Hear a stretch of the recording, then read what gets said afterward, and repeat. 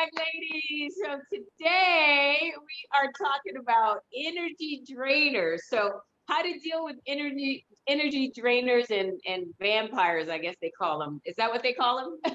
Energy vampires. So how do we deal with energy drainers? First, I think we need to identify who they are. I don't know who wants to start. How do we identify who the energy drainers are?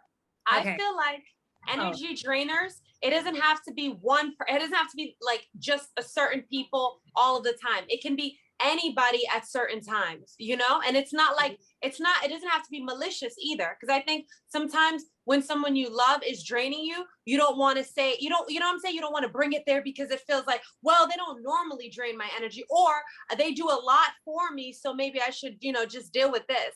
So I think it's very important to clarify that someone can drain your energy while they still bring a lot of good things into your life, and then there's the traditional people who, every time you see them, it's the same thing. But it's kind of like understanding that just because someone's good to you and brings joy doesn't mean that they don't drain you sometimes. Right. I agree. 110%. Sometimes people are not aware that they're problematic. The way I see it is like people, when their need, even if it's like to constantly vent to you, to have you carry their emotions or like say, yeah, that's valid. That too can become draining when you have to constantly be available to other people and be empathetic to other people.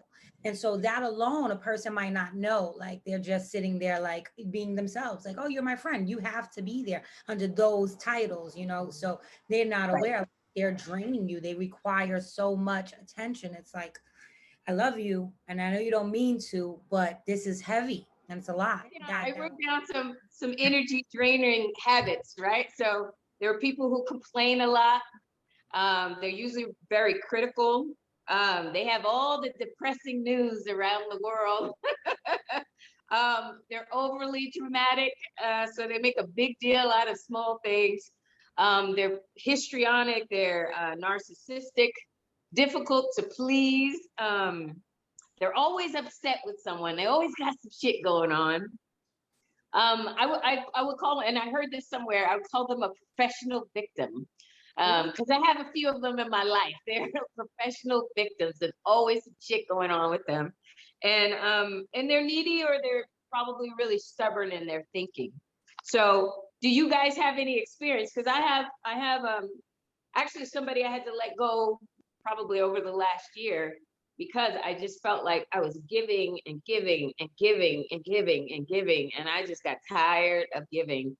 And I just felt like they just drained my energy because I don't feel like they were adding value back.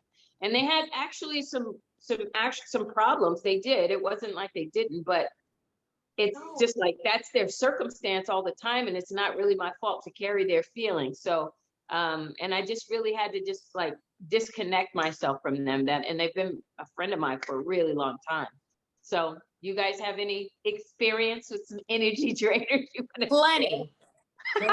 For real. But I think the ones that was I think there's like a moment, like a kind of like a milestone in my life, is when I let go of some family members that I had been so used to kind of carrying their weight, and it felt like it was the right thing to do. Something felt very virtuous about it. And I didn't even need anything reciprocated. But when I felt like there wasn't really gratitude towards the sacrificing I was doing, and when I became more aware that I have to start taking care of myself, because it also, it's like you don't really get to take, if you're giving a lot of your energy away to other people, sometimes what you need to do for yourself falls, wayside. So when I realized that one, I wasn't getting I didn't feel respected and valued for what I was doing, and two, that I really needed to put more time into me. It was I'll be honest, it hurt, because these were like people that I was very, very close with. And it was actually interesting that I felt like I lost my voice for a little while. I actually couldn't use my voice. And it was very strange, but I also knew I was making the right decision, because there was like a weight that was lifted. It was just, I felt like there was a lot of physical sensations to letting go of some people, and not in a way where like, all right, we can't ever speak again. But knowing I can't carry that kind of weight and take those kind of responsibilities in anyone else's life except my own. Love that. Love that. But I guess, what I would say is that for me, I had to remove myself from the situation. And it sounds like you had to remove yourself from the situation. How do you do it when you really can't remove yourself from the situation where it's somebody that you like? Maybe it's your partner, maybe it's your kid, maybe it's your boss. I definitely have been drained, and I like to even say that I probably have been draining in different relationships too, especially being younger, and my friendships, probably, But there was this one circumstance where the gentleman that I was dating was a narcissist. And although I was like, forget it, I was like in love with him, he was really, really toxic. And there was nothing that I could do or couldn't do that wouldn't require him to judge me or make me feel like maybe I'm not doing something right. What more could I have done? So although I already expended so much energy and invested so much time in him and trying to please him or, keep us in it, because they're narcissistic. You never know what's going to make them pop. So once they snap on you, you like, oh, what? I didn't do something. And then you got to be defensive. So you got to spend energy on defending yourself. Also trying to show love and support and understanding when you really don't understand. And, so you expend so much energy. So you end up being drained. And I was so depleted at the end that forget it, like everything, weight, the physical, the emotional, the mental, everything about me was depleted because I was more caught up on his opinion about me. How does he see me? How does, is he going to be, he's going to say something negative about me because I wasn't able to carry his shit or help him fix his shit or whatever. And it was a small frame of time because I usually don't give people too much time to play with me, but I give you, if you watch past episodes, I've mentioned the probation period. It was within that period. And I was like, and I did not want to break up, but I was like, this is not what's up. And this doesn't feel good to me, and and you got to leave and you have to choose you first. But there's a grieving process, even in pulling yourself out that energy, because now you're kind of addicted to that up and down emotional roller coaster that affects us in some sort of way. Well, I'm glad that you mentioned that because I was going to say, who are the people that are most affected by energy drainers? I believe it's people who are empathetic, people who are really sensitive to other people's feelings. Like they just want things to be good. They don't want a lot of discord. They want them to feel happier. So, we'll do a lot to make them happy when really we can't control their energy. We can't control how they feel. But I do think that empaths are one, we want to fix and repair. I think if we feel like we're losing something, like I was in a relationship with somebody who, it was a while ago, but had a lot of sickness and there was just a lot of emotionality. Oh my God. And it was so draining. But I think, I didn't want to leave the relationship. You start to feel like, but I can handle it because I'm not going through these things. But after a while, it was like, it's kind of like what Lisa said, you have a physical manifestation of like, she was like, her throat, was, she couldn't speak because it was a physical manifestation of just like, not being able to deal with what's happening. Yeah.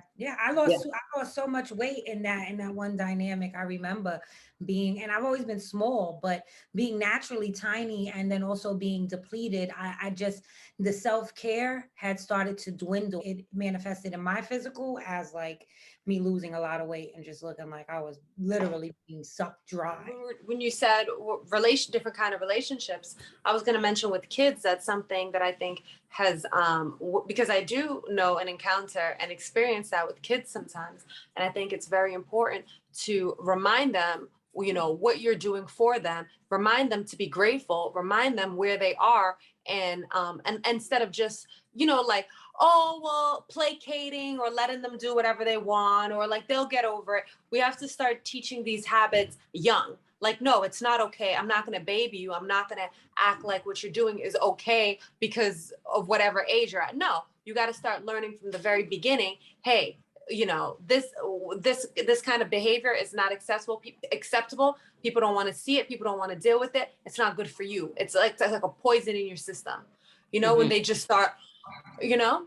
So I think that's really important, because a lot of times I see it the other way around, where it's like, well, I don't want the kid to be pissed off, or, you know, I just just give him whatever he wants, or let him say he doesn't know what he's saying. Exactly. So this is the time. What you just said, like, why she's saying that, I'm like, this is deep. And let me tell you why, because everybody processes things differently. Some children are acting out and throwing those tantrums because they don't have a healthy way to express what they're doing. And especially most children are, they're sponging what's going on in their environment. You understand what I'm saying? So a lot of their unhealthy expressions of, you know, of their emotional states or whatever is coming from what she's saying, like parents okaying it or allowing it, or, you know, bickering back and forth or whatever have you. But that constant need, there's got to be an awareness to this. You know what I'm saying? Like, because we all have shit, and sometimes you really do need somebody there, but it's about the balance of becoming awakened. Like, yo, when is it healthy for me to come in and you know, rely on somebody to share with what I'm going through, and, you know, have this awareness of me not projecting my shit onto them or bringing my trauma to someone else's house. The Bible even talks about that. Like, don't bring your woes to my crib. That sounds like a direct quote. But Gymnastics 101. Yeah, like, but that was funny as hell.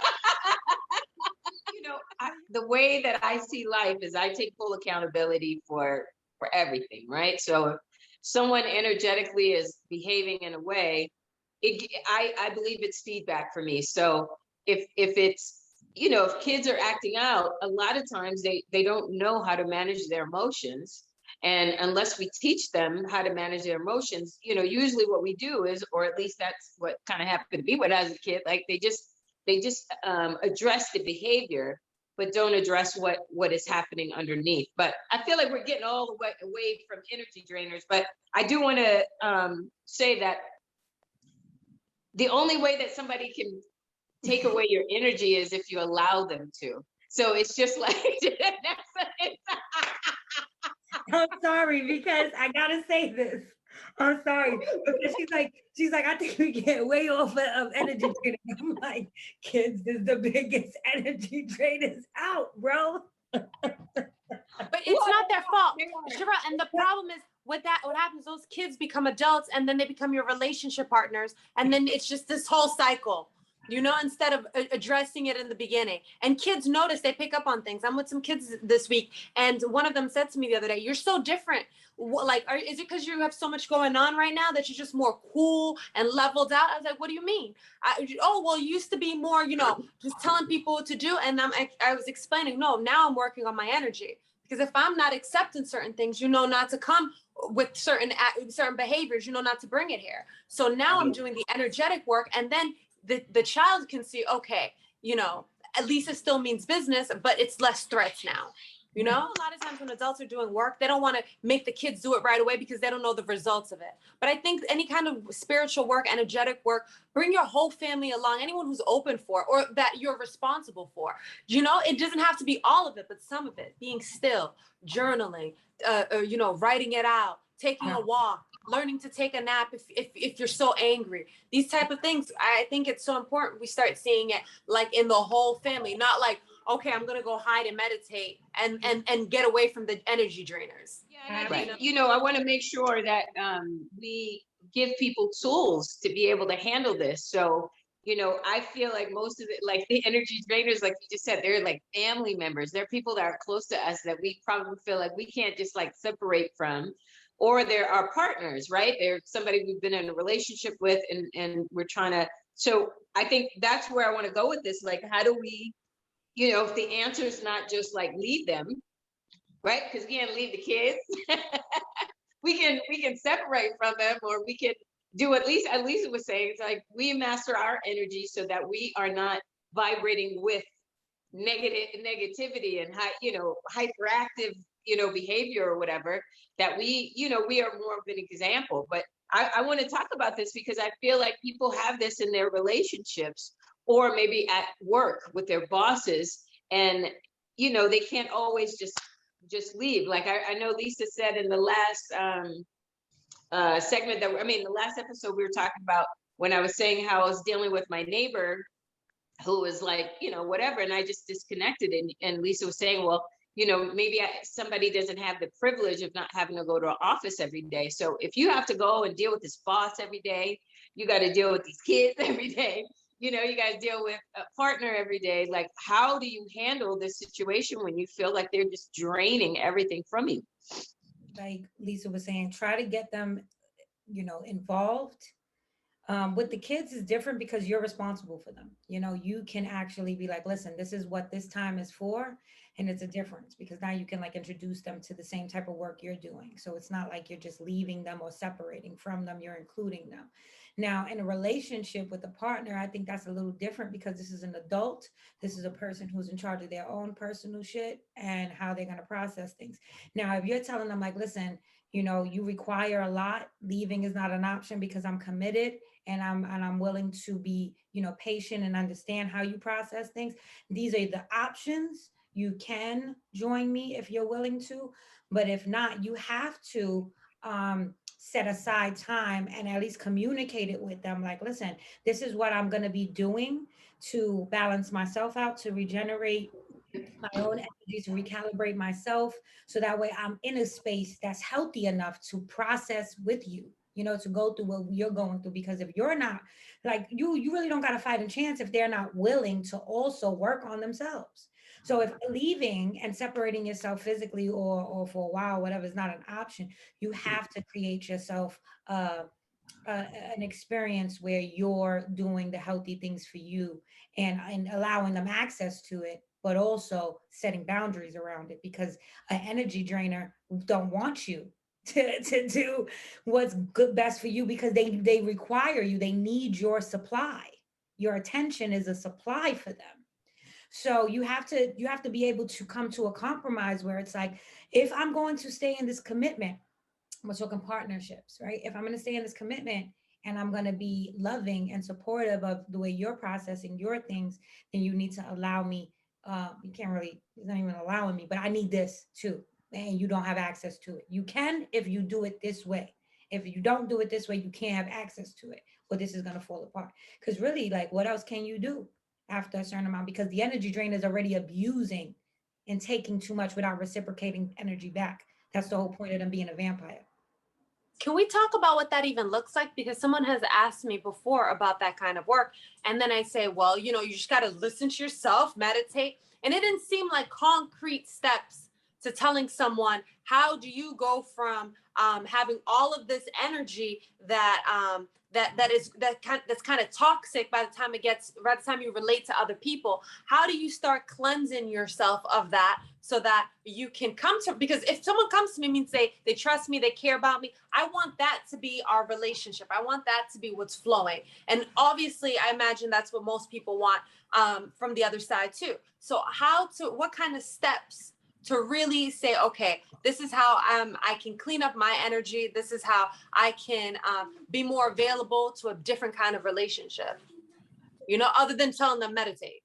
Well, I would take some of this. I believe that it's about mastering your energy first, right? So if you are calm and you are in a good space, you're going to notice quickly when that's declining, because nothing is happening in your experience without you matching it. So somebody who's needy or they're whatever, they're feeling like there's a deficit, right? And we have to pour into them. And if we keep pouring into them and now we feel like we're at a deficit, we're doing this thing together. So we have to master our energy, and then we have to decide we're only going to connect on positivity, right? So, we have, like, I have somebody in my family that just drains my energy. But what I have to do is I have to recognize it. And then I know that I have to be more aware when I'm in a situation with them. Like if I'm, meeting up with a friend who doesn't drain my energy, I'm not so prepared. But if I'm meeting somebody who I know is always draining my energy, I have to go in meditated, understand what I want out of the situation. And if they're starting to talk about like, oh God, these people are dying over this or whatever, I just like, I'm not ready. I don't want to talk about that today. Can we talk about something positive? Or if, this one, did whatever to me, well, what could you do to make yourself feel better? I try to just change the narrative. I continue to change the narrative. And if they want to drag me into negativity, then I got to be peace out. But go ahead, Janessa, you can go ahead and add to it. Yeah. So yeah, it's all about the energy, of course, right? But then, like Lisa's saying, like for those who really don't get that, like some people don't know how to do energy work. Some people don't understand the principles of frequency and matching, and they don't get universal law really. So really what you got to do, in other words, which is basically the same steps, is do what feeds you, right? The moment that you're feeling drained, how you get back up, how you get back that energy, or you get back filled, is you start this self-care. This is what self-care, people are like, oh, self-care is not as glamorous as you think. It's not spa day, it's not hands and feet done, hair done. I mean, those things are cool too, and they are part of self-care. But self-care sometimes could be sitting in your car, whatever your thing is.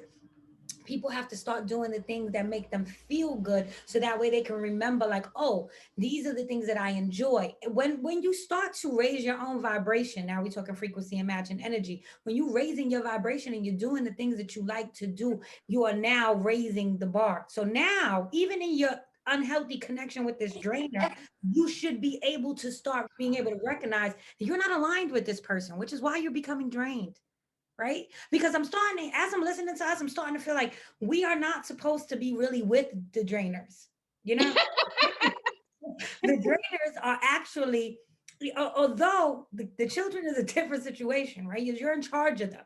But relationships, if it requires for you to have to become less of who your best version of self is, the pattern is toxic. Right. And if you're going to be the only one working on making it a balance, it's unbalanced. It's imbalanced already. You're going to become drained because you're the only one putting in the effort.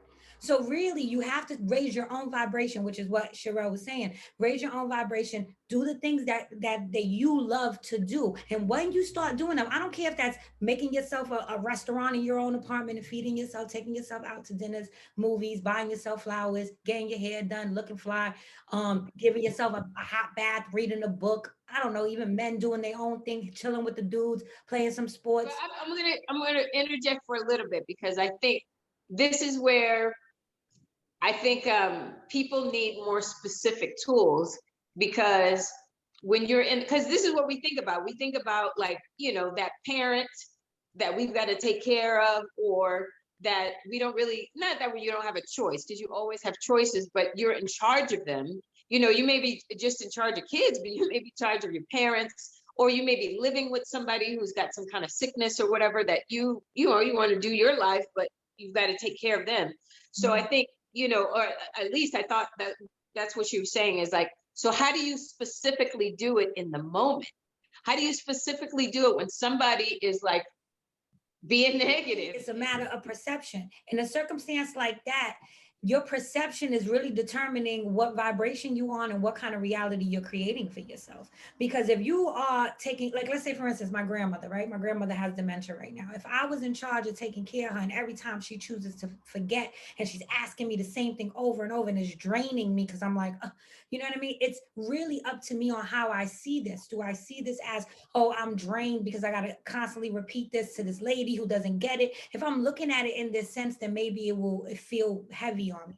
But if I look at it in the sense of, this is my perception, I get to take care of my grandmother, I get to create a reality where she's comfortable and supported and not, I guess afraid or something. It's really a matter of the perception and what I'm doing here. If I am feeling pulled and forced to do it against my free will choice, it's going to drain me. It's going to make me feel unhappy. But if my perception is like, I'm in this position willingly because this is this or whatever, however my theories is, if I remember that and recall that, then my purpose should be it should be like, renewed every time it's occurring. I should feel good about it. I should understand that. I'm not gonna, but some people are addicted to that as well. And maybe that's why they're attracting that drained energy. Some people are addicted to the complaining, like, oh, I gotta take care of this person. Da, da, da. Therefore, you kind of are just a reflection of what you're experiencing. You know what I mean? Like if I'm complaining about having to take care of her, that's why I'm drained. Because I'm also, in that negative mindset. My joyful friends, we have come to the end of this episode. Don't forget to check out next week's episode. We appreciate you listening and would love your feedback. So drop a comment below and don't forget to hit subscribe.